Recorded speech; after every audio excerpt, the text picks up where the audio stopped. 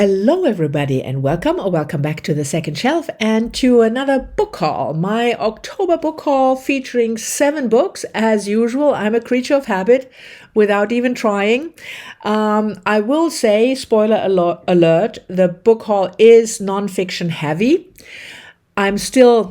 November is still for me, in my mind, nonfiction November, and I read a lot of nonfiction, as you know, but in November, I really kind of concentrate on nonfiction and read most of what I read in November is nonfiction. So most what I buy in October is also nonfiction. So if you're not interested in nonfiction, sorry about that. This book haul is not for you, except for the first book, because that is fiction.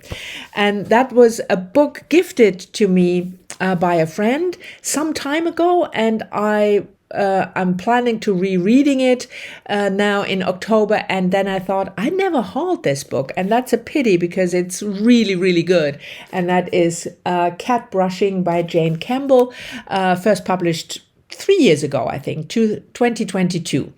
And no, this is not the Jane Campbell from BookTube.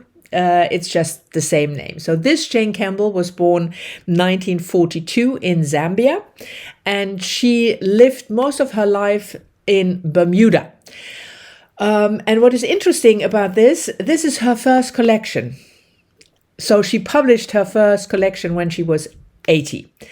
That's fascinating to me always, that you can, you don't need to be young to be a debut author.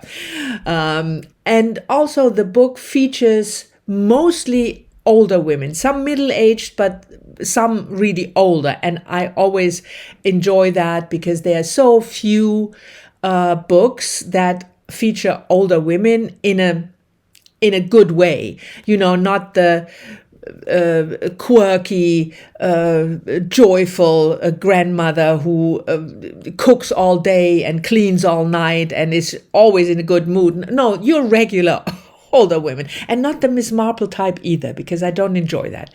So this is short stories, like I said, about older women, and don't let the title fool you. They are not cozy. Cat Brushing sounds cozy, and the title story starts out cozy enough, but a lot of them have a twist that is everything but cozy. I loved this collection. I really enjoyed it. So if you are into this type of short story, older women, not the cozy type of story, I can highly recommend this collection. Okay, on to the non-fiction. The next book, the first non-fiction book, is a book in the category that I normally don't read that much because it is labeled self-help. Don't worry. There's absolutely nothing wrong with me. I'm fine. I wanted to read this because of the topic I find interesting, and also for a project of mine, and that is Exhausted by Anna-Katharina Schaffner, first published last year, 2024. And yes, Anna-Katharina Schaffner is a very German name, and she was actually born in Germany, but then went to the UK. She taught literature in Kent and switched jobs a couple of years ago, became a coach, especially for people who suffer from burnout. So this book is about being exhausted, being burned out. And again, don't worry about me, but I find the topic really interesting. And I did suffer from a burnout 20 years ago or something. So it's a topic that is just interesting, and like I said, I also want to read it for a project. The book is divided into 26 essays. Yes, that was the word, in alphabetical order, so to speak. So here you have I is for inner circle. So it follows the alphabet, and then she discusses a certain topic within the broader theme of being exhausted. And the next book is also a collection of essays.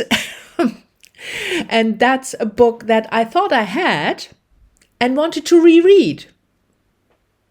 And I couldn't find it. And then I thought, maybe I've never read it. So I bought it. And that is Rebecca Solnit, Hope in the Dark, Untold Histories, Wild Possibilities, first published in 2004. I haven't started it yet, so I'm not sure whether I have actually read it. But I don't think so, looking at the book. It is about a history of activism and social change over the last 5 decades, from the fall of the Berlin Wall to the worldwide marches against the war in Iraq. So I thought that's why I wanted to reread it, in my mind, because the times we live in now definitely need activism and social change. But maybe it's a first time. Or I will find it on the bookshelf. Happened to me not that long ago. I bought a book by Margaret Ursula because I wanted to reread it and couldn't find it and thought, oh, obviously I don't have it anymore. And I bought it. And the same week I bought it, I found it in the bookcase. It was just misplaced. So who knows? Anyway, Hope in the Dark by Rebecca Solnit.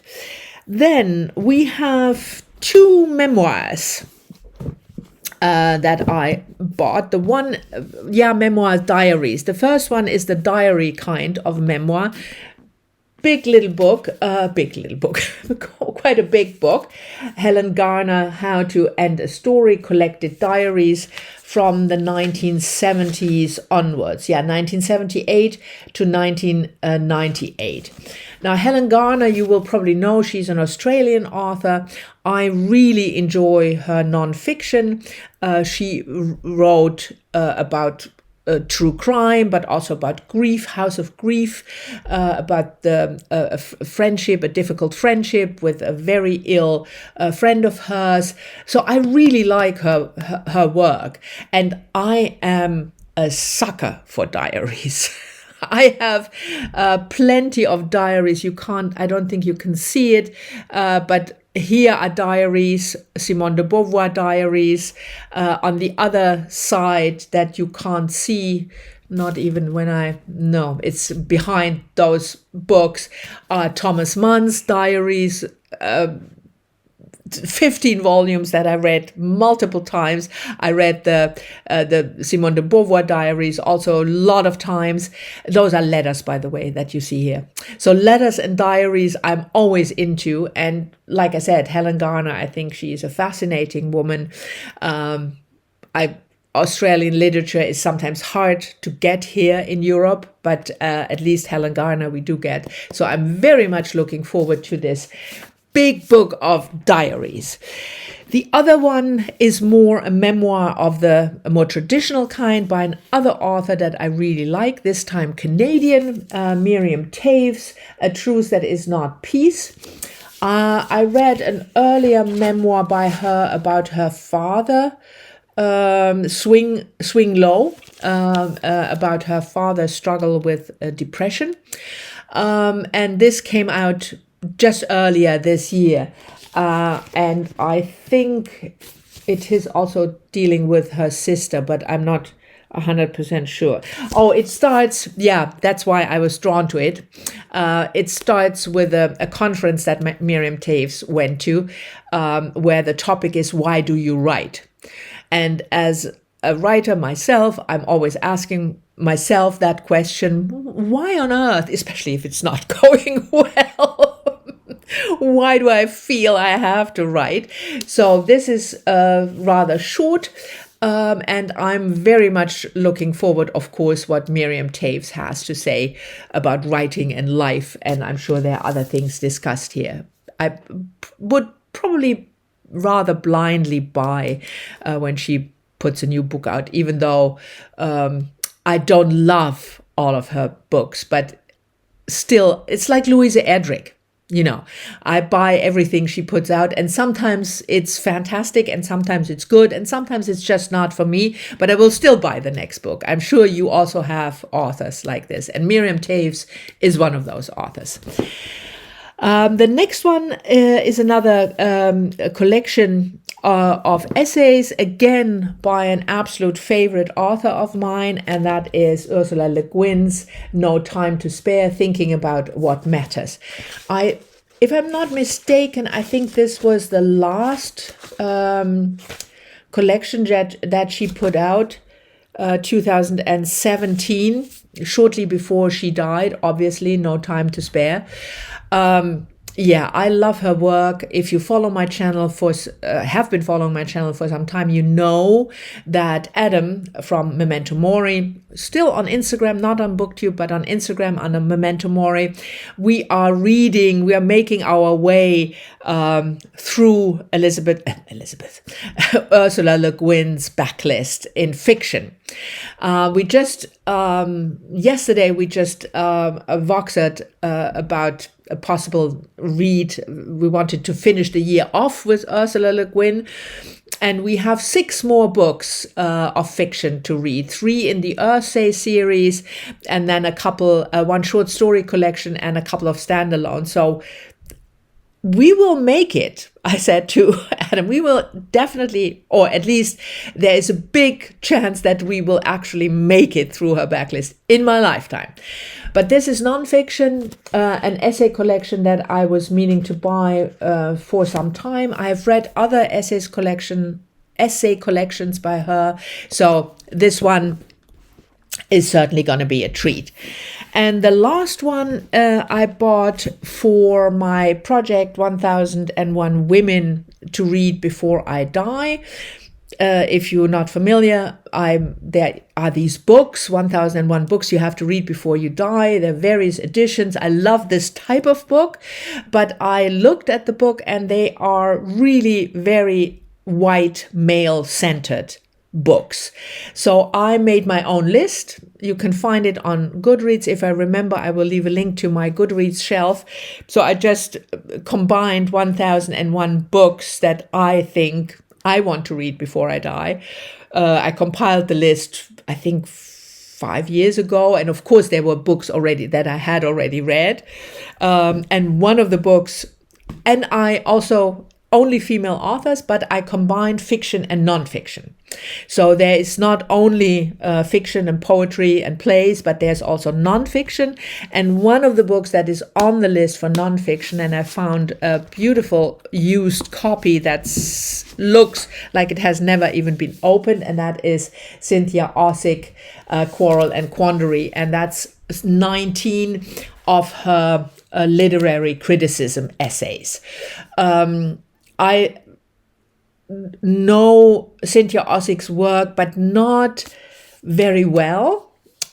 She wrote this novel, The Pottermeister's Knife, something like that, which is also on the list. I read bits and pieces, but this collection looked really interesting, and it has... it's about Dostoevsky, for instance, but also about Henry James, about the Swedish novel, Kafka. So yeah, I think it's probably a good survey, so to speak, of her work as a literary critic. She's still alive, isn't she? I should have looked that up. Anyway, so Quarrel and Quandary, a collection of 19 essays, literary criticism. So those are the 7 books that I bought for in October. I do think I will probably not read the Quandary essay in November. Maybe I started, but this type of essay, when it's about literary criticism, I can't just read the book, start and then read through the book. I need to read an essay here and there, so that will take me some time. But I'm certainly planning on reading the Helen Garner in November. I'm reading the Miriam Taves and the Ursula Le Guin for nonfiction November, and this I might already start now because I'm just too curious whether I actually read the book. and whether it's hiding, it's lurking somewhere on my bookshelf or not. And this I have already started. So this is my non-fiction heavy haul for mainly non-fiction November, but don't forget about this one, cat brushing. I hope you've enjoyed it. Thank you very much for watching. As always, I'm looking forward to your comments, and I will see you all soon in the next one, next Sunday.